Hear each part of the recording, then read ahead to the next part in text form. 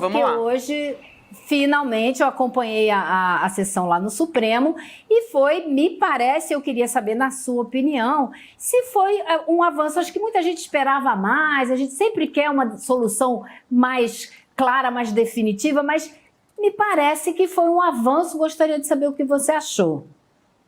Acho que nós temos que comemorar vitórias. Essa é uma vitória, é um marco importante para uma nova discussão de uma lei de drogas mais eficiente, mais humana, mais justa.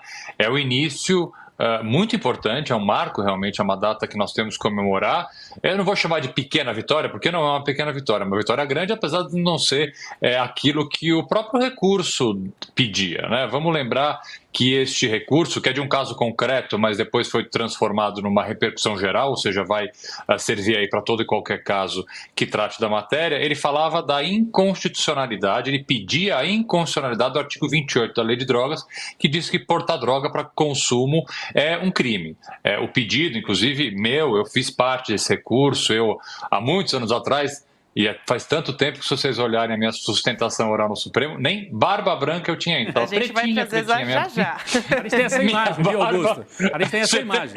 Vamos mostrar essa imagem? Eu não quero ver de novo. Não? Vai ser obrigado a ver. Vamos mostrar aqui? Não, por favor. O pedido era, então, a inconstitucionalidade do artigo 28 para todas as drogas, né? Houve ali, depois do voto do relator do ministro Gilmar Mendes, uma modulação. Olha lá, pronto, viram. É isso. Este sou eu. Pra você ver como faz tempo que esse julgamento começou. Acabaram definindo que só seria para maconha, o que não era o pedido original, mas eu acho que é um grande passo, de qualquer forma, para uma revisão de uma lei que é profundamente ineficaz, uma lei que produz injustiças tamanhas. Então é um começo, é uma vitória, temos que comemorar, sim. Então, só para contextualizar aqui, para quem não acompanhou essa história hoje, foi a definição de 40 gramas, né, o que vai diferenciar o usuário de um traficante de maconha. Então, essa quantidade ela foi definida hoje. A gente teve ontem a votação, na verdade, pela descriminalização do porte da maconha, e hoje foi a continuidade dessa história. Então, 40 gramas são exatamente o que o nosso colunista aqui do ICL, o Guilherme Amado, trouxe como apuração ontem já, né? Ele adiantou para a gente, né, que, com base ali em conversas com interlocutores do Supremo Tribunal Federal, seria essa a definição, né? Um acordo na quantidade, porque alguns ministros falavam em 60, a mínima de 10, então se chegou a essa quantia, o que fica valendo até que o Congresso depois tome uma decisão, né, Rodrigo? Isso, e só para lembrar, a gente tem aqui o quadro, Augusto, dos ministros que votaram pela descriminalização. Depois, se você até puder ajudar a gente a entender exatamente o que quer dizer isso, mas a gente tem aqui o quadro, né? Quem votou para considerar que a maconha não é crime, foram 8 ministros, a gente pode colocar aí na tela, se for possível, produção, e 3 ministros votaram, aí então, os 8 que votaram para considerar que o uso da maconha,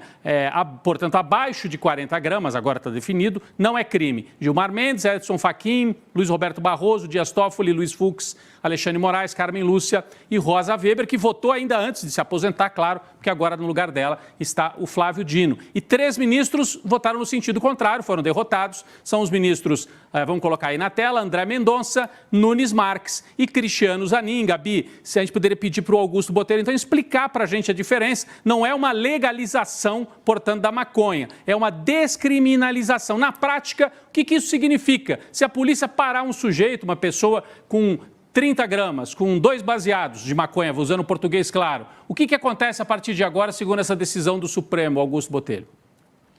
Bom, vamos falar primeiro da lei, o que a decisão diz, e falar da prática. A gente vai precisar um pouquinho mais de tempo, vamos dizer assim, de depuração dessa decisão, para ver qual vai ser o resultado prático disso nas ruas, nas delegacias e nos fóruns. Mas vamos entender primeiro a parte técnica.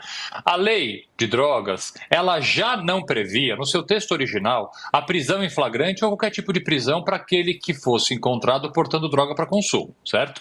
Ela previa uma série de medidas que não seriam medidas de prisão, mas seriam medidas aplicadas pela justiça criminal. Então poderia ser uma palestra de conscientização, a prestação de serviço à comunidade, dependendo do caso concreto, um juiz criminal aplicaria essa sanção. A gente ainda estava dentro do sistema de justiça criminal. Essa decisão do Supremo faz o quê?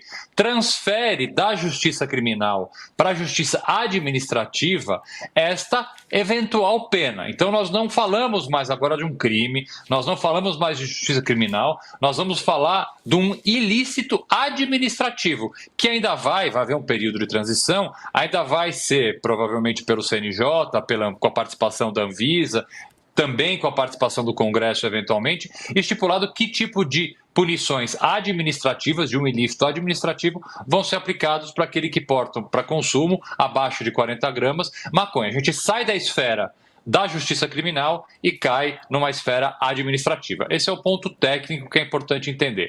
O reflexo disso no dia a dia, a gente vai ter que esperar um pouquinho, até porque hoje os ministros decidiram um período de transição, eles chamaram.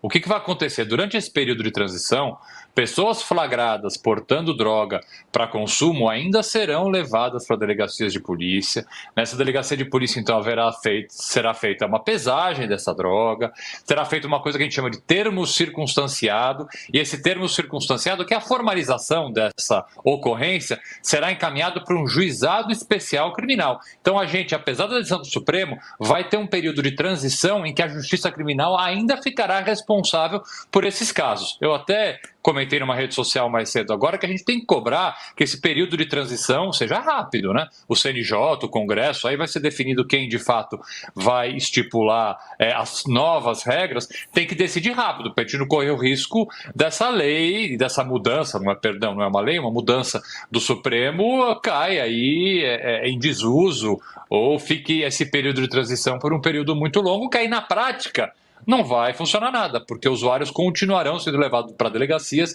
e continuarão tendo que ir na justiça criminal receber algum tipo de pena.